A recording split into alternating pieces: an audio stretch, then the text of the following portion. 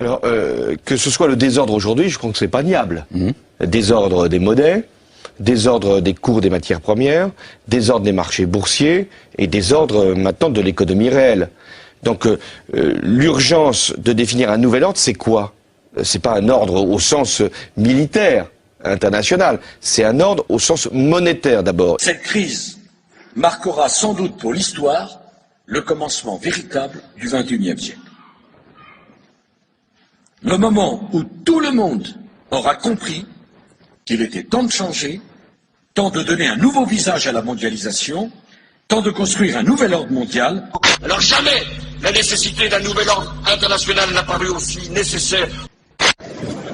Des sourires et des poignées de main qui en disent long. Hier soir à Londres, les dirigeants du G20 estiment avoir trouvé un accord historique. Un nouvel ordre mondial émerge et avec lui, nous entrons dans une nouvelle ère de coopération internationale. Mais en même temps, ne nions pas que nous avons besoin d'une gouvernance mondiale. Si on n'a pas aujourd'hui un gouvernement mondial, on ne peut pas parler sérieusement de démocratie. Or, nous n'avons pas. Donc elle a trouvé ses limites, la démocratie. Non, elle ne trouvera son accomplissement que lorsqu'elle sera une structure avec un gouvernement mondial, des gouvernements régionaux et des gouvernements locaux. Dans très longtemps, on ne le verra pas. Je n'en sais rien, mais le gouvernement mondial, il est là. Simplement, pour ce qui concerne la gouvernance mondiale, ce sera du moyen terme, c'est-à-dire 4 à 5 ans. S'il y avait une chose que je voudrais voir apparaître en 2025, c'est la chose politiquement la plus incorrecte à dire, c'est un gouvernement mondial. Aux États-Unis, à l'Europe, à l'ensemble des pays de la planète, de se doter d'une gouvernance mondiale dont nous voyons aujourd'hui qu'elle est essentielle pour résoudre les grands problèmes d'environnement, et Barack Obama est engagé sur ces questions d'environnement, il veut signer le protocole de Kyoto, eh bien nous avons besoin de cette gouvernance mondiale. European tour. The Democratic presidential hopeful laid out his vision for America's place in a new world order.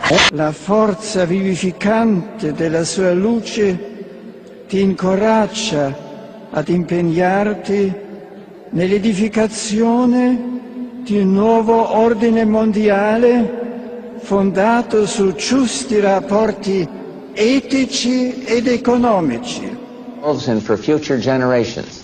A new world order, a world where the rule of law, not the law of the jungle, governs the conduct of nations.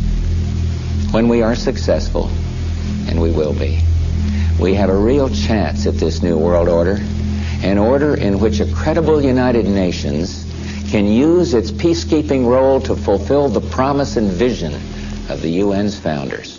Le grand pari du XXIe siècle, c'est l'invention, comme vous venez de le dire, d'une gouvernance mondiale. Elle prend aujourd'hui l'embryon, prend aujourd'hui la forme du G20, et au cœur de cette nouvelle gouvernance mondiale, il y a le nouveau FMI. Et si je vous ai bien entendu, c'est la gauche, ou en tout cas les idées de gauche, qui font bouger le monde et qui peuvent faire avancer vers une gouvernance mondiale? C'est ma conviction, mais si je devais aller jusqu'au bout de ma conviction, je dirais que c'est comme ça depuis très longtemps. Et Volton? Oui. C'est une idée de droite, la gouvernance mondiale. Vous trouvez? C'est très bizarre. Pourquoi c'est une idée de droite alors? Parce que c'est en fait c'est un espèce de pouvoir quand même énorme où l'individu et les nations n'ont plus donc les nations qui élisent leurs dirigeants n'ont plus grand chose à dire. Je pense qu'il faut viser le gouvernement mondial comme une stratégie. Et d'ailleurs, quand les gouvernements parlent du G20, c'est une illusion, une sorte de retard avant le gouvernement mondial. On va vers ça. Est-ce qu'on ira à la place de la guerre ou après la guerre? Je ne sais pas. Mais c'est ça qu'il faut viser. Et l'Ukraine? On est au bord d'une... On est absolument au bord de la guerre mondiale. De la guerre mondiale? Oui, parce que pour moi, enfin, je parle sous le contrôle des spécialistes, mais nous sommes dans une guerre civile, dont, à mon avis, on n'aurait pas dû se mêler. Une guerre civile entre les Russes pro-russes et les Russes différents qui sont en Ukraine, une partie des Ukrainiens. Et cette guerre civile peut, si on s'y laisse entraîner, conduire à une guerre mondiale. Absolument. Même si on peut imaginer, rêver d'un Jérusalem devenant capitale de la planète, qui sera un jour unifié autour d'un gouvernement mondial. C'est un joli lieu pour un gouvernement mondial. Et je peux vous dire une troisième chose. On ira ensemble vers ce nouvel ordre mondial. Et personne, je dis bien, personne ne pourra s'y opposer. Et le doute grandira si les Français ont le sentiment qu'on leur cache quelque chose.